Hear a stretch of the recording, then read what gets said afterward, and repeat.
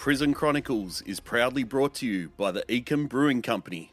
Ecom Brewers is a locally owned craft brewery based in Hornsby, New South Wales.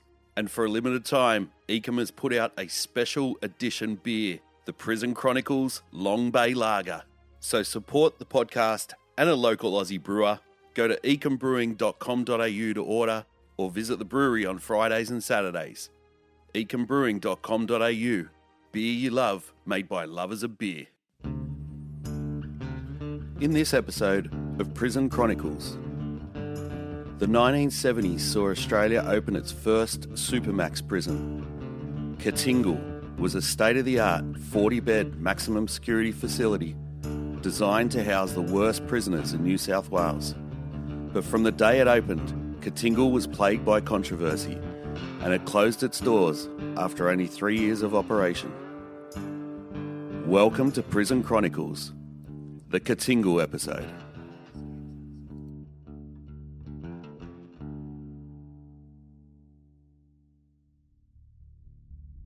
The word Katingal is an Aboriginal word meaning separation from social control. The design of the Katingal facility moved away from the traditional prison designs in Australia that were taken from the British system and was based on American-style prisons. The concept was for an electronically controlled facility with automatic doors and advanced security systems with minimal contact between inmates and officers. It was to be used to house high-risk prisoners, those that were deemed dangerous to the public and difficult to supervise in the regular prison system. The original concept of the jail was developed by the head of New South Wales Prisons, Controller General Walter McGeechan, in 1968. But events on the world stage in 1972 would see the New South Wales prison system fast-track the building of its controversial new high-security prison. This is an ITN newsflash from the Olympic Village in Munich, where early this morning armed Palestinian guerrillas raided the sleeping quarters of the Israeli team. The gunmen shot dead 2 Israelis and are now holding 20 athletes and 6 officials as hostages. The 1972 Munich Olympics saw the massacre of 11 Israeli athletes and coaches by the Palestinian military organisation, the Black September Group. The terrorist attack saw the Olympic Games paused for the first time in its history as the hostage situation and subsequent murder of the captives played out on television screens all around the world. In the aftermath of this tragic event, governments around the world were quick to assess public policy surrounding terrorism and security, and the prison system was no different. Plans for a Supermax prison to be built on the Long Bay complex site were put into action, and by October 1975, Katingal housed its first prisoners. It was a bold new era in prison management. Katingal was a place that prisoners hated, but prison officers applauded. But ultimately it will go down as an expensive, failed experiment in Australian corrections history. These are the stories from officers that were there, working in Australia's first Supermax prison. Yeah, well, I started in the job in June of 1973. And I think 74, 75, Katingal opened, and I was interviewed. I think I was the youngest officer to go into Katingal. Most of the fellas I work with now all got wings. And I was there till they closed it down. I believe that after the hostage taking at the Munich Olympic Games, the world were looking, and Australia indeed were looking at a place where they can, house very dangerous prisoners and terrorists and things like that. I think that was one of the main ideas behind Katingal. And then at the same time, we had the Royal Commission into prisons, and the Grafton track section was targeted. So they needed somewhere also to move the prisoners that's intractable out of Grafton, and Katingal was ideal for them. The Grafton Intractable Unit was renowned for its harsh conditions, and by the early 1970s, prisoner activist groups were becoming vocal in their condemnation of the brutal conditions faced by prisoners at Grafton. The New South Wales Prison Services solution was a purpose-built prison to house difficult inmates, but Katingal was not the solution that protesters had in mind. It was designed so that prisoners were deprived of any sense of the outside world. There was no natural light, There were no windows. The only time prisoners saw the sun was when they had access to the concrete exercise yards at the top of the prison. Everything in Katingal was controlled electronically by officers from a control panel, from the opening and closing of cell doors to the supply of water to inmates. Even the air they breathed was controlled via air conditioning units. It was described by its detractors as an electronic zoo. The design, I suppose, was innovative. It isolated the staff from the prisoners. That bottom section, we didn't have much problem with. At the top section, they could throw things at you because you were on the gallery operating the gates and all that. And they could throw things at you when you were under control on the landings. And that happened quite often. One of the problems with working in Katingal was a really strange design in that you had the 4 levels. The bottom level was for Bad Boys Corner, really. They had nothing other than blankets and a mattress and 4 corners. And each level came up further to eventually you got everything, the television, the radio, etc. If you were on the gantry and they were on the top landing, they were looking down on you, which was a psychological thing. I'm on top, you're underneath. And not only that, from the top landings, or the top 2, inmates could piss on you or throw, because it wasn't that much of a distance between the gantry and the actual platform that the inmates' cells were built on and that they were walking on. Those landings, that's where you cop a lot of the shit from the troublemakers. And I didn't mind that. We got paid for it, you know. I think I did more double shifts on the landings than anyone else. The whole place was like gantries of concrete. No light got into that place. It was desensitizing both for the inmates and for the staff. You never knew what time of day it was, and you could get lost in there. Even the air the inmates breathed was controlled. You could gas someone in their cell without opening the door. You could control the water. You could control everything they did. We always adhered to the 1 hour in the sun ruling. Didn't matter what. That was what he's entitled to. That's what he gets. If it was raining and it was your exercise period, well, too bad, you're having your exercise period. They were fed through hatches at the back of the cells. You know, there were secure hatches where when you opened up the back to put the food through on the tray, the inside locked automatically. And then as you shut the back of the cell, once the tray is in, it opens up the inner ones, then they grab their food from there. The 3-story prison had 4 galleries where prisoners were held, each containing 10 cells. Each gallery was painted in a different colour so that officers didn't become disorientated. A gantry ran along the middle of the prison where officers were stationed. There was a control panel to operate the prison, and officers had a view of the inmates on the top, middle and bottom landings from this central point. The inmates could be observed without the officers having to have direct contact with them. The lower section, called Lower Blue, was used to house the worst prisoners. They faced the most harsh restrictions. Little or no possessions in their cell, just a bed, a toilet, no TV, or any other luxuries. Stage 3 was the top landings. They were the prisoners with less trouble, and the bottom landings where they had less chance of throwing things on you were the stage 2. We had a section there for problem prisoners, we call it the Lower Blue. They got nothing.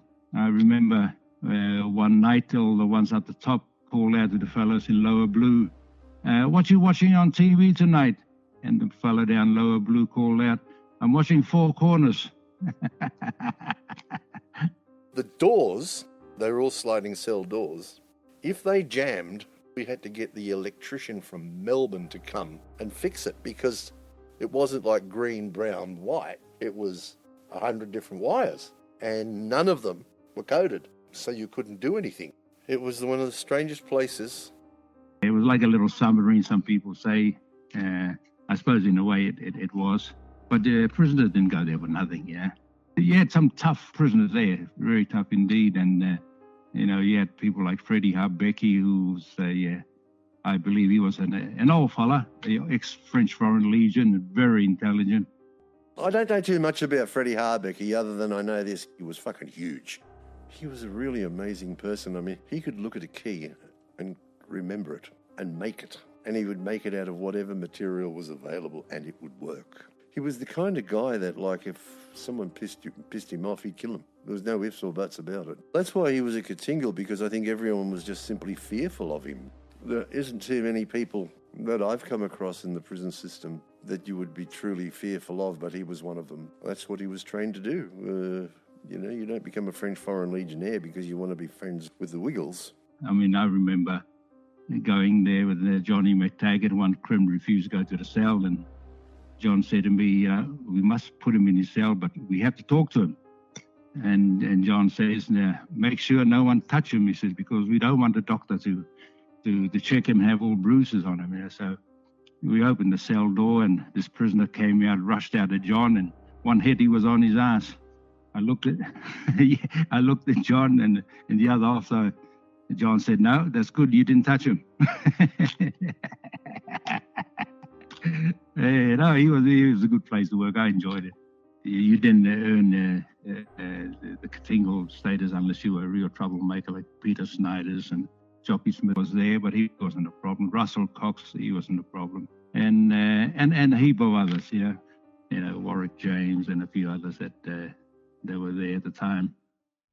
Katingal was designed to be the unescapable jail, a brand new facility with CCTV cameras, electronic gates, no fresh air, no sunlight, no windows, an impenetrable fortress.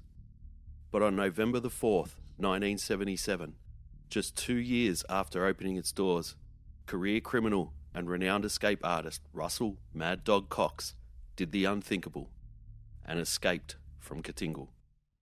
Of course, the Russell Cox escape was perhaps one of the biggest moments in its history.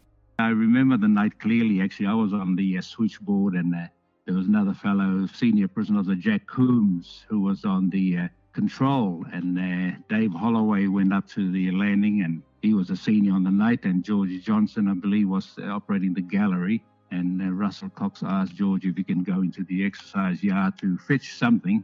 And then all of a sudden I heard Dave Holloway over the two-way radio calling out that Russell Cox has escaped. And the first thing Jack Coombs, who was on control, then said, is that bullshit? I said, Dave, don't say things like that. I was down the MRC at the time, and I came down out of the tower, and I'm walking past an officer called Charlie Kelly, who's a very good friend of mine still today. And surrounding us is a cyclone fence. And he says, look, and there was Russell Cox on the roof of Katingal. I was working overtime that night. I'd been called up to MRC and put on the post in the corner there, overlooking Katingal. Round about 8:30, something made me look towards Katingal. And I saw this guy come up through the exercise yard, ran towards the admin building, and there was I would say a drain type thing up there, and he picked something out of that, took his jacket off, opened up what I thought was a cloth rag or whatever, and had an object in his hand. Now we were about 70 metres away, and we see Russell, and a lot of people don't know this happened. He picked something up on the roof. We only assumed it was a gun. I thought it was a gun, so I fired a warning shot in his direction. He kept running, dropped down in front of the superintendent's window, and ran to the right-hand side of where I was looking at them and disappeared under the lights. When he dropped down onto the DEP's office, Charlie opened fire on him. I did not have a gun. I was coming out of the tower, so Charlie let loose a couple of good shots, which smashed the DEP's office window, which was supposed to be bomb-proof, but it certainly wasn't bomb-proof that day. Officers come out and started running to the left, and one of them was Sandy Story, and I shouted, "Hey, Sandy, the other way, mate, the other way." And they went round that way. Now, we expected Cox to climb over the fence, but he never did. And this is the secret. That fence had already been pre-cut, and that has never come out in the news. No one's ever asked me about this before. Cox ran down and got out through 2 cyclone wire fences. There is no way on God's earth that he cut those fences. There wasn't time. I dialed up the good old faithful emergency number, 444, and it was engaged. I phoned up the MRC gate. The officer answered, and I said, escape from Katingal, escape from Katingal, which is my old military procedure, but he took it as I was panicking. And I told him, well, you can go fuck yourself. I got onto the phone, rang the long way switchboard, police and all that, and within half an hour, everyone was out there looking. I remember Joe Baldwin came into the control room. He said, Mike, grab a revolver. We'll check out the haunts outside at Metroville where the prisoners hang out. And one was the Metroville Hotel. So Joe and I rushed down there and checked that out, and nothing there. So we did the rounds around the golf course, but he was long gone. The official version of Cox's escape concluded that Russell Mad Dog Cox, one of Australia's most notorious bank robbers and renowned escapee, broke out of Katingal by cutting the overhead bars in the exercise yard using a hacksaw blade as he hung from the bars doing chin-ups. But mystery surrounds the incident, with questions still unanswered some 50 years later. How do I think you escaped? I can't prove this. Some of it's hearsay, but from a very, very good source. I believe if records were available, you would see that Cox's lawyer took him some toothpaste. He had those signed in and issued to him, and I believe he used that to cut the bars over X amount of time. And that is how he got out. The prisoners went out there to exercise, and it was a sort of a hidden corner. You couldn't see that from the vantage point inside, and you could get up there and cut away while the others were active in the yard without being seen. And Russell Cox was a very fit man. You got to remember, we're looking at prisoners who exercise. And if you're in a concrete square, it's very hard to do push-ups. So if you can jump up to a bar and do chin-ups, who's going to doubt you? So if you jump up there with either a jiggly saw, which is a saw that surgeons use to cut skulls, etc., and a little bit of soap, there's no sound. Or even if you've got a broken off hacksaw and soap, no sound. But you got to remember, he was in a corner. You couldn't see up there. I believe they had a tape over the cut the first time they started, and it was painted green, same color as the bar. So it was hard to detect when the staff went up there to check the bars. Every month, our union would meet and we would discuss security issues. And the bars above the yards where the Russell Cox custody cut his way out of there was one of the issues. But we were told, and we believed that they were high tensile steel that you couldn't cut through. They didn't tell us it was very mild steel anyone could cut through until after Cox escaped. I don't believe he hung up there by one arm with a hacksaw blade and cut his way through 1.5 inches of steel. So that was pre-cut. The fence was pre-cut. He went back for his shoes, as they said, bent the bar, climbed through the roof, and made his escape. The rest of it, I believe he had assistance from an outside force. Somebody was on that roof before Cox was. I'll still find a gun that can fly. Australia's first Supermax Prison, designed to be inescapable, had now been breached. Russell Cox had done the unthinkable and escaped from Katingal. It was an embarrassing look for New South Wales Corrections, but incredibly, even though Katingal was only in operation for a few years, it wasn't the only time escape attempts were made from Australia's most secure prison. Well, yeah, there was two at Katingal there. The first was Russell Cox, and the second was that They were trying to break out Jockey Smith and a couple of others on that incident. Yeah, well, I wasn't on the night, but I believe that it was raining, and a person from across the road, because Katingal's well lit up at night, person across at the Housing Commission there saw some activities on top of Katingal, and rang the switch, I think the Long Bay switch or the police, I'm not too sure. But and then they responded immediately, and they were using acetylene cutters then. The fellows who was up there escaped, and I think they left their equipment behind. Not a lot of people know about that incident. There's a lot of rumour and innuendo about it. It still amazes me that someone could get on the roof of Katingal with oxyacetylene cutting equipment and attempt to cut the bars on the exercise yard roof, strangely in exactly the same place that Russell Cox escaped from. However, the official report we are to believe is that Cox hung off the bars and cut through them with a hacksaw blade. My view is that Cox had help, and the bars and fences were all pre-cut to enable Cox to escape. That wasn't the Russell Cox escape. No, I saw the cut. It wasn't an oxyacetylene cut. It was definitely an hacksaw cut. The Cox escape was an embarrassment for New South Wales prisons that put a further spotlight on the controversial Katingal facility. Protesters had taken to the streets of Sydney demanding that the prison be shut down due to its inhumane treatment of its inmates. The Nagel Royal Commission into Prisons also handed down recommendations that Katingal be closed.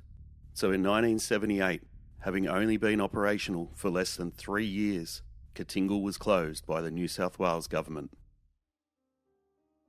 The main issues with Katingal was the human rights issue. So it didn't stay open long enough to really prove its worth, and I believe that it should have stayed open a bit longer to accommodate some of the hardened criminals we had in the system. I mean, when I think back, it was a lot kinder than the solitary cells that we had at Maitland. Yeah, anyway, the conditions for staff was very good. I enjoyed it. You didn't finish up there for being a good boy. It got rid of the troublemakers out of the system and sort of isolated them away. You needed somewhere where you can isolate them from the main run of the system. Yeah, that's my belief. When Katingal closed, all the prisoners were shipped to a new section in Goulburn for them. There were people protesting that Katingal should be shut down, assuming that it was inhumane for the prisoners. Now, I can tell you, when we were closing it, I had inmates begging me to stay there. In the main jail, these people were hated and under serious threat. The officers weren't going to help them. They were hated by inmates and officers alike. However, in Katingal they felt safe. But unfortunately, the government bowed to ill-informed people, protesters and do-gooders, and unfortunately it was closed way too soon, I think. Inmates were moved out of Katingal in 1978, and Australia's first Supermax prison was closed down. But events the following year would ensure that Katingal was not shut down for long, all because of one inmate, Peter Schneiders. I'll try and describe Schneiders for you. Quite tall, quite powerful, quite podgy. He had a squint and very thick glasses and a puffy-looking face. A smile like a leer, like a dog showing its teeth. No one ever suspected that he could be a murderer. No one. He was only in jail for bugger all, really. It was just the dud checks that he'd passed at the Hilton or some other hotel like it. He used to go and stay in expensive hotels and put everything on chit and then piss off. But a master manipulator. For some reason or other, and I don't understand why, he ended up as the sweeper in what we used to call the old OBS. And this was where he murdered John Mewburn with a claw hammer. There's all sorts of theories as to why he murdered John. I think it was just a matter of who was going to be the victim that day, who was unlucky enough to be in the wrong place at the wrong time.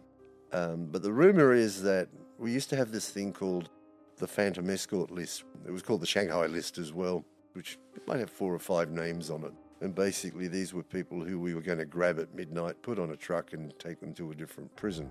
Now, as Schneiders was the sweeper, he saw all the documents that came in, and on one of those documents was his name.